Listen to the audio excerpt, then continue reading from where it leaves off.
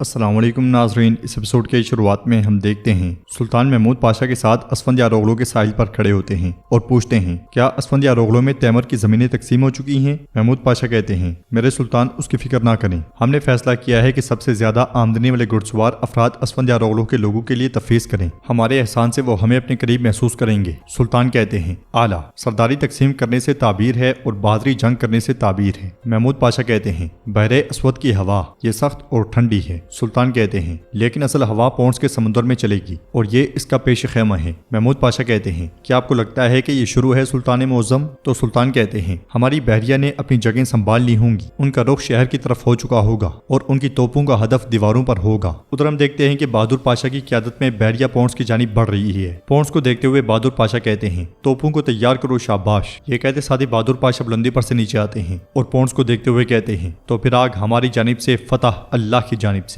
कोशिश हमारी जानिब से, तकदीर अल्लाह की जानिब से, समंदर हमारा गवाह हो, बारूद हमारी सांस हो, निशाना लगाओ, तोपें तकबीरों की आवाज में अल्लाह अकबर। ये सुनते साथ ही सिपाही अल्लाह अकबर के नारे बुलंद करते हैं। अंदर पौंस में पैदरी नक्शे की जानिब इशारा करते हुए कहता है हमने समुद्र की तरफ की दीवारों और सामने की दीवारों को मजबूत करना शुरू कर दिया है इज्जत माब, ये बहुत जल्द लोहे की तरह मजबूत होंगे। समुद्र में बहादुर पाशा तोप को आग लगा देते हैं और कहते हैं जिन्हें हम जलाएंगे वो दुश्मन बेड़े नहीं बल्कि काफरों का दिल होना चाहिए। इसके साथ ही तोप का पहला गोला पौंस की दीवारों के साथ जा टकराता है। नक्शा, कोमिनोस और पैदरी अंदर हिल के रह जाते हैं। कोमिनोस बुलंद आवाज से कहता है ये क्या हो रहा है, ये क्या हो रहा है? तो पैदरी कहता है उस्मानी, हमने देर कर दी इज्जत माब, हमने बहुत देर कर दी। ये कहते और सुनते साथ ही वो सब कमरे से निकल जाते हैं। बाहर सिपाहियों की दौड़े लगी होती हैं और गोले बरस रहे होते हैं। आगे बढ़ते हुए बहुत से सिपाही गोलों का निशाना बन जाते हैं। बहादुर पाशा भी मुसलसल गोले बरसा रहा होता है और कहता है मत रुको बहादुरो मत रुको, हर तोप एक हुक्म है, हर दज का एक फरमान है, शाबाश शेरो शाबाश। अंदर बहुत से सिपाही मलबे के ढेर तले दब जाते हैं, उन पे बड़े बड़े पत्थर आ लगते हैं। कोमिनोस आगे बढ़ ही रहा होता है कि सिपाही एकदम से उसे अपने हिसार में ले लेते हैं। पैदरी उससे कहता है आपको चोट लग सकती है, इज्जत माब आपको अंदर जाना चाहिए। कोमिनोस कहता है मैं उन्हें ये सोचने नहीं दूंगा कि हम खौफजदा हैं। पैदरी कहता है अगर उनका बहरी बेड़ा समुद्र के रास्ते पहुंच गया है तो उनकी जमीनी फौज के आने में ज्यादा देर नहीं लगेगी। कोमिनोस कहता है हमने उन जैसी कई फौजें देखी हैं, उन्हें आने दो, पौंस में आने वाले अपनी कब्रों पे आएंगे। अगले ही लम्हे एक और गोला उनके बिल्कुल पास आ लगता है। वो लड़खड़ाते हुए वो मुश्किल पत्थरों से बचते हैं। उधर महमूद पाशा सुल्तान से कहते हैं पौंस में दीवारों की 3 तहें हैं सुल्तान, आशा हिसार और ता हिसार और योको हिसार। सुल्तान कहते हैं हमारी बहरिया आशा हिसार पर हमला करेगी जो समुद्र के करीब है। महमूद पाशा कहते हैं हमारे समुद्री जांबाजों का वहां से उतरना मुमकिन नहीं है, फिर हमने इतनी बड़ी फौज पौंस की तरफ क्यों भेजी? क्या सिर्फ दीवारों को मार कर वापस जाना है? सुल्तान कहते हैं आप बेहतरीन तरीके तलाश करने में माहिर हैं आला, लेकिन आप एक बात भूल रहे हैं, ये हमला पौंस के इर्द गिर्द लोगों में खौफ फैला देगा, उनके दिल खौफ से भर जाएंगे। मत भूलना बहादुर एक दिन और बुज़दिल हर रोज मरते हैं, वो हर रोज मरने से भी बदतर होंगे। हम जब अपने लश्कर के साथ जमीनी रास्ते से आएंगे तो उनकी मुज़ाहमत टूट जाएगी, तब हमारे लिए भी सिर्फ हमारे पंजों को तेज करके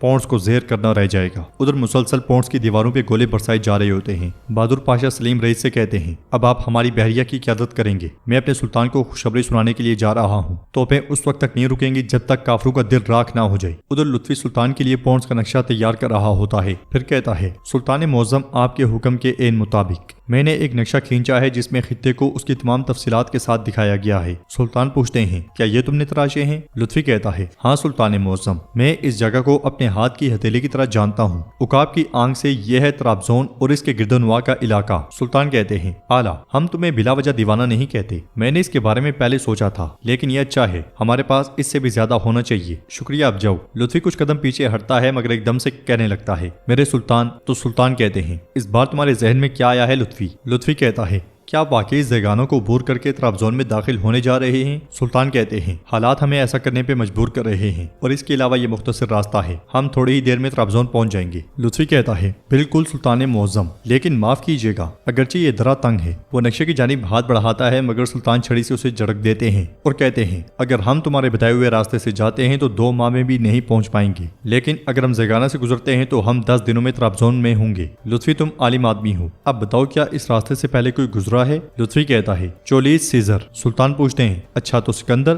لطفی کہتا ہے اور سکندر بھی، وہ اپنی فوجوں کے ساتھ وہاں سے گزرے، لیکن سلطان نے معظم ان کے پاس توپیں اور رائفلیں نہیں تھی، وہ اپنی فوجوں، گھوڑوں اور گدھوں کے ساتھ وہاں گئے۔ سلطان کہتے ہیں تو پھر اس راستے سے پہلے کوئی بھی فوج اور رائفلز کے ساتھ نہیں گزرا؟ لطفی کہتا ہے مجھے نہیں لگتا کہ انہوں نے اس کے بارے میں سوچا ہوگا۔ سلطان کہتے ہیں ان پہاڑوں اور ان دروں کو وہ سب بھول جانے چاہیے جو انہوں نے دیکھا ہے، انہیں ایسی چیزوں کے لیے تیار ہونا چاہیے جو انہوں نے پہلے کبھی نہیں دیکھی۔ ہم تاریخ کے اوراق پر ایک نئی داستان لکھیں گے۔ سلطان اشارہ کرتے ہیں تو لطفی چلا جاتا ہے۔ اس کے جانے کے بعد سلطان کہتے ہیں یہ تو مجھ سے بھی زیادہ پاگل ہے۔ ادھر رات کے وقت شامل بالیبے سے کہتا ہے یہ قلعہ ایسی جگہ پر ہے کہ یہ پہاڑ کی چوٹی پر سانپ کے گھونسلے کی طرح ہے۔ بالیبے پوچھتے ہیں کیا تمہیں معلوم ہے کہ اس گھونسلے میں کتنے سانپ ہیں؟ شامل کہتا ہے میں نے ایک بار سنا تھا کہ وہاں ہر وقت تقریباً 2000 سپاہی کھڑے رہتے ہیں، تاہم کمک کی وجہ سے تعداد شاید زیادہ ہوگی۔ میرے خیال میں کم از کم 3 گنا سپاہی ہوں گے۔ اس مضبوط قلعے پر قبضہ کرنے کے لیے ہمیں ایک بہترین منصوبے کی ضرورت ہے۔ بالیبے کہتے ہیں وہ ہماری توقع نہیں کر رہے ہوں گے، ان کا ارادہ ہے کہ جب ہماری فوج طرابزون میں نمودار ہو تو سانپوں کی طرح پیچھے سے حملہ کریں۔ اگر ہم اچانک حملہ کرتے ہیں تو وہ چھپنے کے لیے سوراخ تلاش کریں گے۔ ہم اس سانپوں کے گھونسلے کے ساتھ بھی ایسا ہی کریں گے جیسا ہم نے قسطنطنیہ کے ساتھ کیا۔ چلو بسم اللہ۔ اندر قلعے میں یورگو یونانی آگ بنانے میں مصروف ہوتا ہے، اس لیے دراوین اس کے پاس آتا ہے اور کہتا ہے تم نے مجھے نہیں بتایا کہ پونٹس جانے کے لیے یہاں یونانی آگ تیار کی جا رہی ہے۔ یورگو کہتا ہے کیا ہمارا تمہیں سب کچھ بتانا ضروری ہے دراوین؟ تو دراوین کہتا ہے میں نے سوچا تھا کہ یونانی آگ کا افسانہ قسطنطنیہ میں تاریخ بن گیا ہوگا۔ تو یورگو کہتا ہے استاد پلیٹون نے جب محسوس کیا کہ حالات خراب ہو گئے ہیں تو یہ نسخہ مجھے خفیہ طور پر بھیج دیا۔ دراوین کہتا ہے چونکہ وہ جانتا تھا کہ مشرقی روم کے آخری قلعے پونٹس کا ایک دن محاصرہ کیا جائے گا۔ یورگو کیا ایسا نہیں ہے؟ تو یورگو کہتا ہے نہیں، وہ جانتا تھا کہ کیتھولک ہماری مدد کے لیے نہیں بھیجیں گے۔ دراوین کہتا ہے میرے خیال میں تم بھول گئے ہو کہ پوپ نے ہمیں بھیجا ہے۔ یورگو کہتا ہے خود سے جھوٹ نہ بولو دراوین، پوپ نے تمہیں مقدس امانتوں کے لیے بھیجا ہے اور تم یہاں اپنے ذاتی انتقام کے لیے ہو، ہے نا؟ اس لیے میں ایک سپاہی آتا ہے اور دراوین سے کچھ کہتا ہے تو دراوین کہتا ہے تم آرامی زبان پڑھ سکتے ہو، ہے نا؟ جواباً سپاہی کہتا ہے میرے والد ویٹیکن کی ایک لائبریری میں کام کرتے تھے جناب، انہوں نے تب مجھے سکھایا تھا، تاہم جب آپ زیادہ دیر تک زبانیں استعمال نہیں کرتے تو بھول جاتے ہیں، لیکن مجھے امید ہے کہ میں پڑھ سکتا ہوں۔ یورگو پریشان ہوتے ہوئے اس کے پاس آتا ہے اور کہتا ہے کیا تم واقعی انجیل برنباس پڑھ سکتے ہو؟ دوسری طرف رات کے وقت اسفندیاروغلو کے محل سے زینل نکل جاتا ہے، اندر ویٹیکن میں جانے کے لیے اسحاق تیار ہو رہا ہے اور چوغا پہن کر کہتا ہے نہیں یہ اچھا نہیں لگ رہا، وہ چوغا جو میں نے مصطفیٰ کی پیدائش کی تقریب میں پہنا تھا اسے لے آؤ سپاہی۔ تو سپاہی کہتا ہے وہ آپ کو پورا نہیں آئے گا۔ اسحاق پوچھتا ہے کیوں؟ تو سپاہی کہتا ہے آپ نے تھوڑا وزن بڑھا لیا ہے اور وہ ایک نوجوان کے لیے ہے۔ اسحاق کہتا ہے تم بس لے آؤ، ہم دیکھتے ہیں۔ سپاہی جیسے ہی دروازہ کھولتا ہے ولاد وہاں داخل ہوتا ہے، اسے دیکھ کر اسحاق کہتا ہے اب میں پوپ سے ملنے جا رہا ہوں، میں ترکوں کی خوبصورتی دکھانے کے لیے ایک چوغا دیکھ رہا تھا، تم اس بارے میں تھوڑا بہت تو جانتے ہوگے ہے نا؟ ولاد کہتا ہے وقار آپ کی بہادری اور دل میں ہے میرے پاشا، کپڑے کوئی اہمیت نہیں رکھتے۔ اسحاق کہتا ہے میرے ساتھی نے بھی یہی کہا۔ ولاد کہتا ہے پرانے دن اچھے تھے، مجھے یاد ہے تم ایدرنی کے مدرسے میں تھے، تم اس وقت جوان تھے،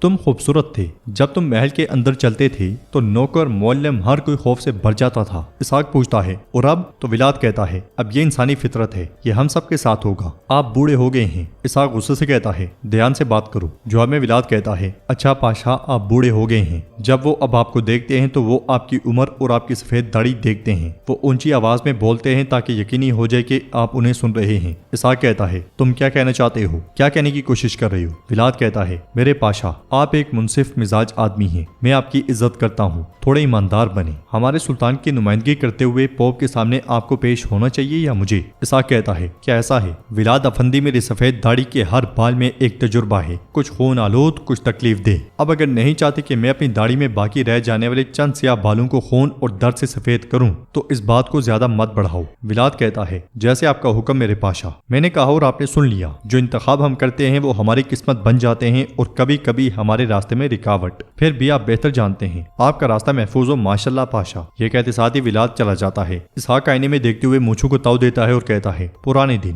میں بوڑھا ہو گیا ہوں۔ دوسری طرف دوغان رات کے وقت سروجا اور ستلمش کے پاس جاتا ہے اور ان سے پوچھتا ہے ستلمش کیا تم نے شاہان کو دیکھا ہے؟ تو ستلمش کہتا ہے میں نے اسے صبح سے نہیں دیکھا، آخری بار جب میں نے اسے دیکھا تو وہ تیز دہار بیلچے اٹھائے ہوئے تھا، پھر وہ غائب ہو گیا اور بیلچے ادھر کے ادھر ہی ہیں، مجھے نہیں معلوم کہ وہ کہاں ہے، وہ بے قابو ہے، اگر وہ چوپور کے ساتھ گیا ہے تو وہ طویل عرصے تک نہیں لوٹے گا۔ دوغان پریشان ہوتے ہوئے کہتا ہے سپاہی کہتے ہیں کہ انہوں نے نہیں دیکھا، تم بھی نہیں جانتے، وہ کہاں گیا ہے؟ سروجا کہتا ہے شاید وہ واپس چلا گیا ہے۔ تو دوغان کہتا ہے نہیں ایسا نہیں ہے، وہ یہ تب کرتا اگر میں نے اسے باہر نکالا ہوتا، میں نے اسے رہنے دیا، وہ کیوں جائے گا پھر؟ اوہ میرے پاگل بھائی، کیا میں کبھی تم پہ بھروسہ کر سکوں گا؟ کون جانے کہاں اور کیوں چلے گئے ہو؟ یہ کہتے ساتھ ہی دوغان پلٹ جاتا ہے۔ ادھر زینل اس مقام پہ پہنچتا ہے جہاں پہ اس کے سپاہیوں نے ولاد کے آدمیوں کو رکھا تھا۔ ان دونوں کے منہ پر پٹی باندھی گئی ہوتی ہے اور بدترین تشدد کے نشان ہوتے ہیں۔ وہاں پہنچ کے زینل پوچھتا ہے کیا یہ کچھ بولے؟ تو سپاہی کہتا ہے نہیں بولے۔ زینل ایک کے منہ سے پٹی ہٹاتے ہوئے کہتا ہے ان کے منہ بندے یہ کیسے بولیں گے؟ اب یہ بولے گا ہے نا، جب محمود پاشا پر حملہ ہوا تو ولاد تمہارے ساتھ نہیں تھا، تم نے ہمارے سلطان کے سامنے جھوٹی گواہی دی، کیا یہ سچ ہے؟ وہ شخص نفی میں سر ہلاتا ہے۔